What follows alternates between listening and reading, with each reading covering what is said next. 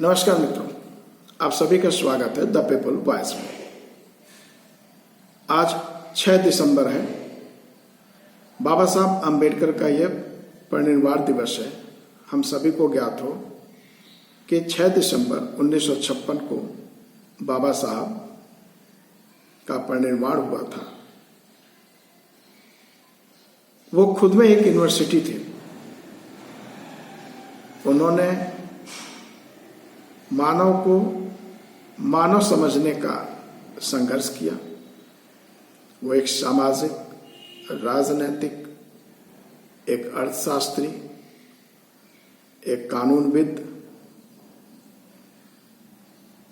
और एक मार्गदर्शक के रूप में हम सभी उनको याद करते हैं। उनका सबसे महत्वपूर्ण ग्रंथ जिसके लिए वो जाने जाते हैं, भारत का संविधान।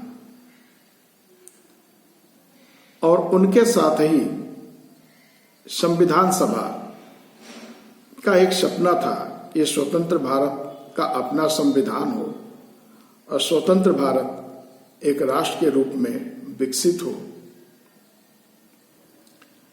और इस भारत का एक कल्चर हो, एक सांस्कृतिक हो। वो सपना बाबा साहब ने संविधान सभा के साथ बुना और वो पूरे सपने एक लक्ष्य बनकर हमारे सामने संविधान की उद्देशिका के रूप में, प्रियम्बल के रूप में हमारे सामने है। पहले मैं इस प्रियम्बल को अंग्रेजी में और फिर हिंदी में पढ़ूंगा, फिर उस पर एक छोटा सा विश्लेषण किया जाएगा। बने रहिए हमारे साथ इस महत्वपूर्ण अपने अधिनायक को श्रद्धांजलि देते हुए। The constitution of India preamble. We the people of India having solemnly resolved to constitute India into a sovereign democratic republic and to secure to all its citizens justice, social, economic and political, liberty of thought, expression, belief, faith and worship, equality of status and of opportunity, and to promote among them all fraternity, assuring the dignity of the individual and the unity of the nations. In our Constituent Assembly this 26th day of November 1949, do hereby adopt, enact and give to ourselves this Constitution. Bharat का संविधान उद्देशिका। हम भारत के लोग भारत को एक संपूर्ण प्रभुत्व संपन्न लोकतंत्रात्मक गणराज्य बनाने के लिए तथा उसके समस्त नागरिकों को सामाजिक, आर्थिक और राजनैतिक न्याय, विचार, अभिव्यक्ति, विश्वास, धर्म और उपासना की स्वतंत्रता, प्रतिष्ठा और अवसर की समता प्राप्त कराने के लिए तथा उन सब में व्यक्ति की गरिमा और राष्ट्र की एकता सुनिश्चित करने वाली बंधुता बढ़ाने के लिए दृढ़ संकल्पित होकर अपनी इस संविधान सभा में आज तारीख 26 नवंबर 1949 ईस्वी को एतद द्वारा इस संविधान को अंगीकृत, अधिनियमित और आत्मार्पित करते हैं। मित्रों, संविधान सभा के साथ बाबा साहब का जो सपना था कि यह स्वतंत्र होने वाला देश जिसका अपना संविधान हो, यह संविधान इस देश को एक राष्ट्र कैसे बनाएगा, यह संविधान इस देश को न्याय कैसे देगा, इन सारी चीजों को देखते हुए इसके अंदर 395 अनुच्छेद के साथ 12 शुरुआती दौर में 8 अनुसूची थे, वर्तमान समय में 12 अनुसूची के साथ ये संविधान आपके समक्ष है। भारत देश के नागरिकों को एक लक्ष्य दिया गया है संविधान सभा द्वारा, और वह लक्ष्य क्या है कि हम भारत के लोग, यानी भारत के लोग, भारतवासी भारत को एक संपूर्ण प्रभुत्व संपन्न लोकतंत्रात्मक गणराज्य बनाएंगे। ये उनको लक्ष्य दिया गया है और इस लक्ष्य के साथ ऑब्जेक्टिव है कि समस्त नागरिकों को सामाजिक, आर्थिक और राजनीतिक न्याय, विचार अभिव्यक्ति, विश्वास, धर्म और उपासना की स्वतंत्रता, प्रतिष्ठा और अवसर की समता ये सुनिश्चित कराएंगे। और ये कैसे होगा, ये कैसे सुनिश्चित किया जा सकता है, इसके लिए उन्होंने एक रणनीति भी बताई है, एक स्ट्रेटेजिक प्लान भी बताया। वो ये है कि व्यक्ति की गरिमा और राष्ट्र की एकता को सुनिश्चित करने वाली बंधुता को बढ़ाना है और इस बंधुता को बढ़ाने के लिए और समस्त नागरिकों को न्याय, स्वतंत्रता और समता सुनिश्चित कराने के लिए ही हमने इस संविधान को अंगीकृत, अधिनियमित और आत्मार्पित किया है।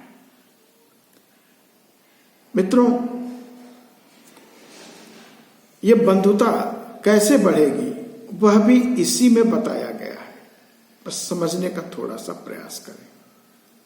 बंधुता तभी बढ़ेगी जब हमारे और आपके अंदर न्याय, स्वतंत्रता और समता का चरित्र होगा, वैसा व्यवहार में हमारे दिखेगा, तभी यह होगा। और ये तीनों चरित्र कैसे बनेगा, कैसे निर्मित होगा, इसके ऊपर आपको अपनी नकारात्मक प्रवृत्तियों, जिसको हम अहम यानी अहंकार, ईर्ष्या, द्वेष, राग,